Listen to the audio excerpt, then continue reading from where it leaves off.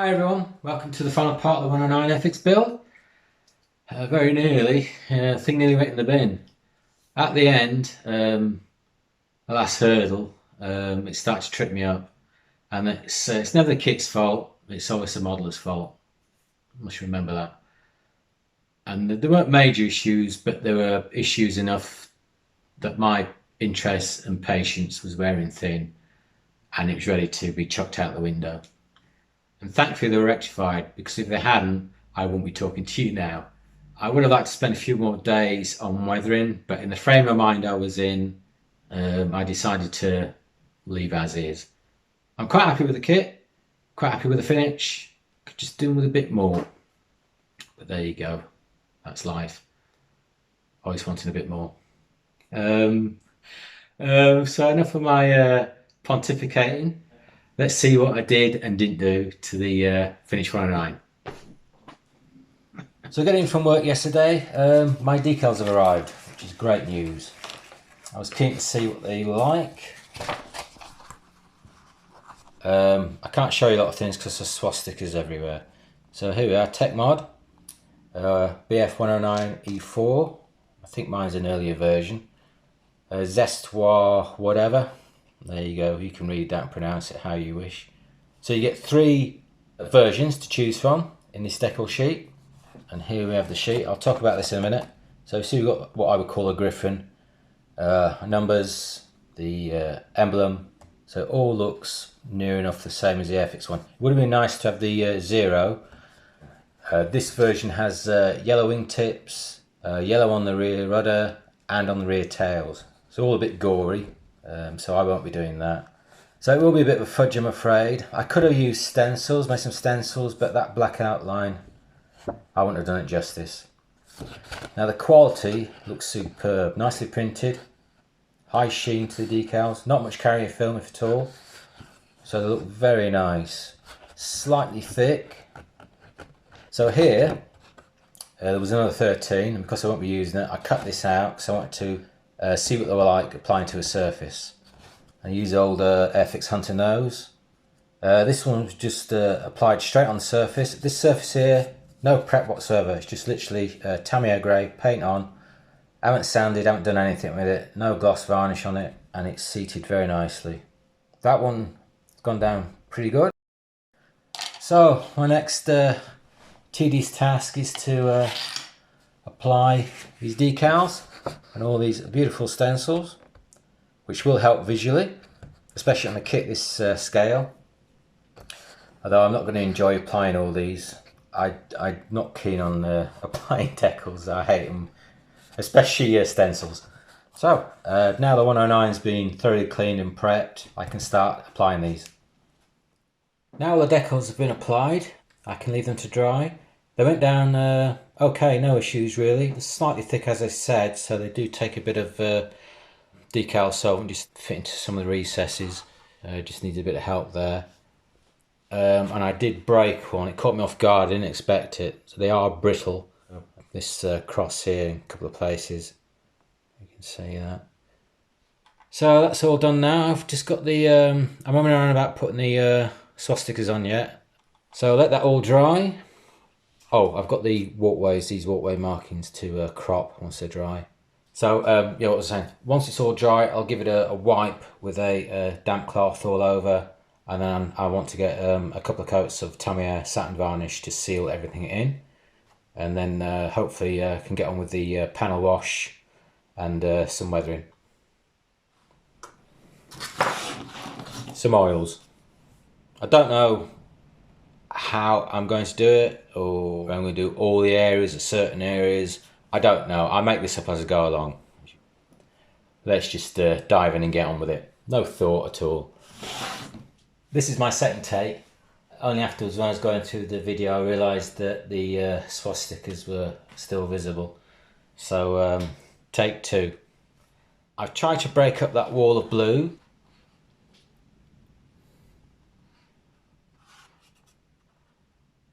I'm remembering that I don't want it too contrasted, because I've got a wash to apply, and that will emphasise the light colours that I've applied even more. and I really want to keep it as subtle as possible.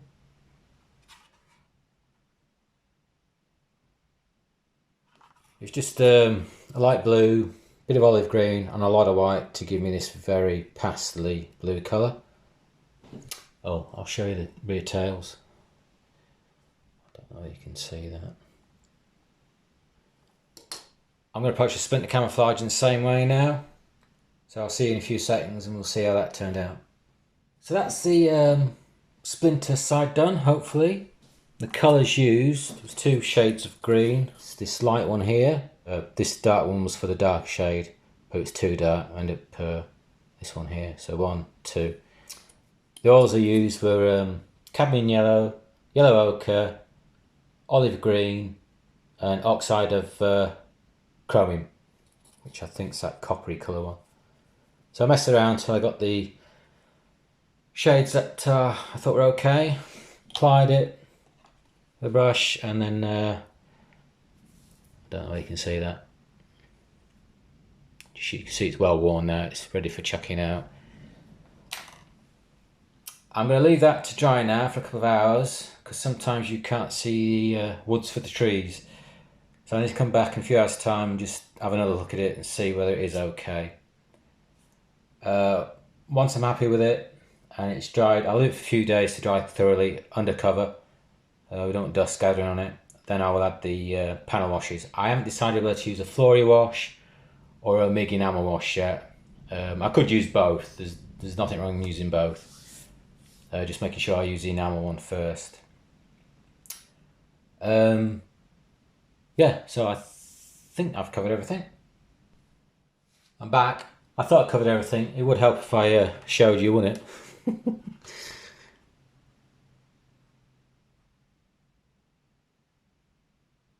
Those decals will be toned down later on.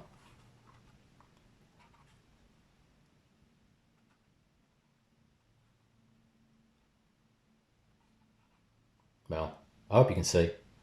Right, I have finished now. I've added panel wash to the rear tails. Start off with the simple pieces first. I've used MIG's dark brown wash for green vehicles. So I've given several light coats, just to give it a bit of grime or patina.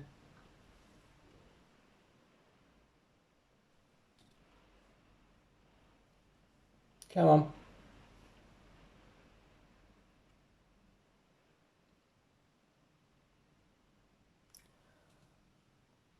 I'm going to show you in the next shots how I went about this. It's not rocket science, it's very easy, especially with items this small.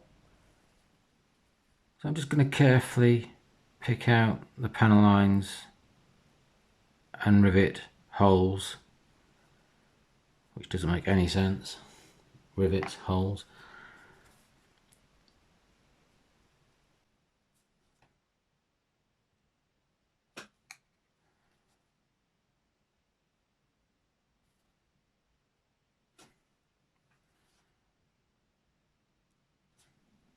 Leave it to dry for a minute, and then we're going to wipe it off with a cloth. So initially just get a bit of a cloth and just wipe in the direction of flight.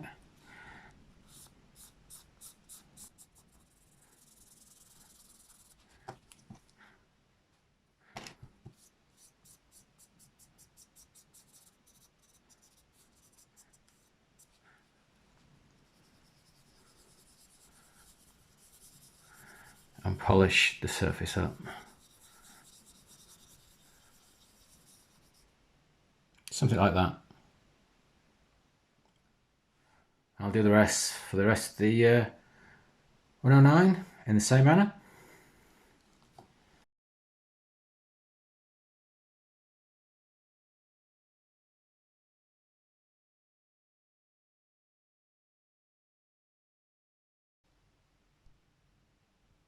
I've applied that method that you just seen to the rest of the 109. I only gave it one application. I may go over it and give it another one, but I don't think so. I may do on certain areas, but other than that, one's enough, otherwise it'll get too dark. So just gives it a bit of interest, a bit of contrast now. My next stage will be to add the exhaust stains using oils, but I'm not going to be going overboard. It's going to be a very light application. So I'm going to let this all dry and I'll start pulling all these panels off and adding the engine. I've got a rough idea of how I'm going to feed this through the fuselage. He says full of confidence.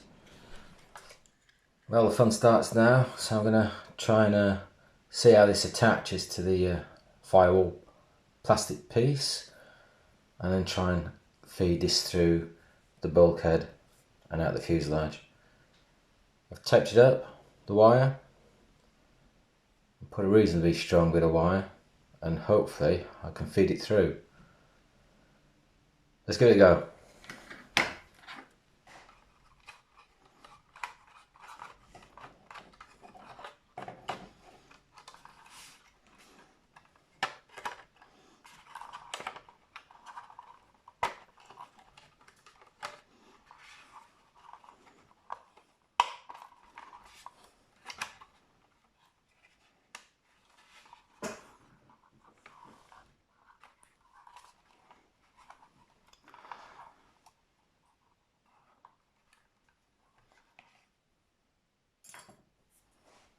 I think that's it.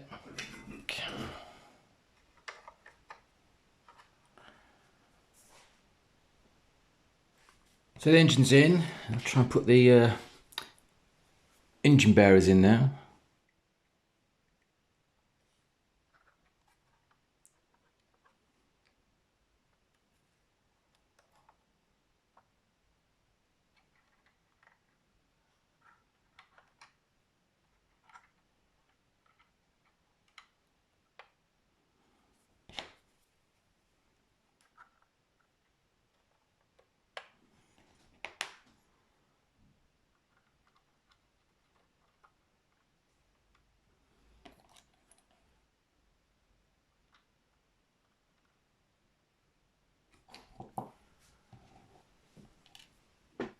Just make sure.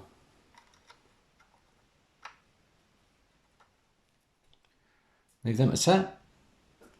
So I've got my wheels, the leg, the hubs, and a pin we get. I'm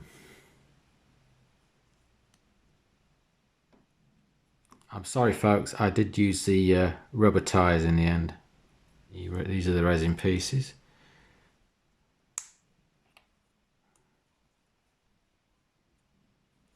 In theory, it should just... Another click.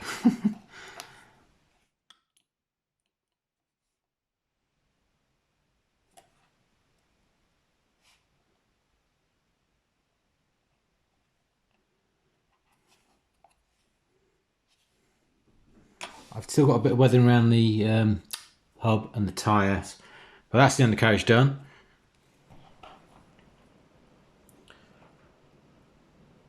There's the other one. So we are getting there, although all the peripherals are done. These attach at the back of the rudder. I've put a little bit of wire on that will thread through the holes I drilled. Wheel hub, all the little bits, tail braces, all the little doobies, machine guns. So they're all done. What else can I show you? What do we got here? Oh yeah. With the decal sheet, you get an option of blade emblems. I had to pick the largest one, didn't I? Probably the wrong one as well. It's far too much. If I could have scraped them off, I would have done, but because the Tamiya are thinner, it well and truly bonded it to the surface, so I would have to sand that back, and I ain't doing that, so I'll have to live with it. I did try and tone it down a bit with some weathering. What else? The exhaust stacks. Now I'm happy with them, I think they're done, but I may look with a later on and think, oh, I need to add a bit more. They will be added at the very last moment. I will actually add the a slight smoke stain first and then slot these in. So, finished at last. It started to fight me at the last hurdle with the undercarriage legs. I left them off. If you attach them like the instructions say before you add the wings, you've got no problem. I know that for a fact. I was using quite a bit of force, and I was thinking, I'll give it any more force, it's going to go flying across the floor.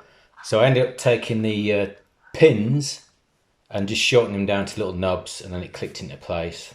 Force and model making don't go hand in hand. If you're using force for a model, then you're doing something wrong. Unless you're bashing it with a hammer because you don't like the end results, then that's fine. The other one was the aerials. I used MIG rigging, fine, 0.03mm. Did all that, and then of course, because I'm not used to it being there, I caught it a couple of times and then caught it big time and brought the whole lot off. So in the end I decided to make sure I had everything else and then deal with that last. And at that stage I was ready to throw this in the bin. I'd had enough. It could do with a bit more weathering. Not much, just a bit more subtle weathering here and there. I'm glad I've got as far as this stage without throwing it out the window. So it's a shame really, because considering the age of the kit, what was it, 72 it came out? It's a good kit, and it would be nice to see someone super detail this up and go to town on it. Because you've got a basis of a good kit here. So I'm going to take some more still. Oh, hang on. Shall we see if this thing works? Batteries. I've only got this 9-volt one, which is far too much, but if it's going to spin, it will spin. Look at the whole thing vibrate. Glad I'm not sitting in it. Yeah, that's enough of that silliness. So I'm going to take some still shots. I want to thank you for watching, and I hope to see you for the next video, whatever that will be. And see you later.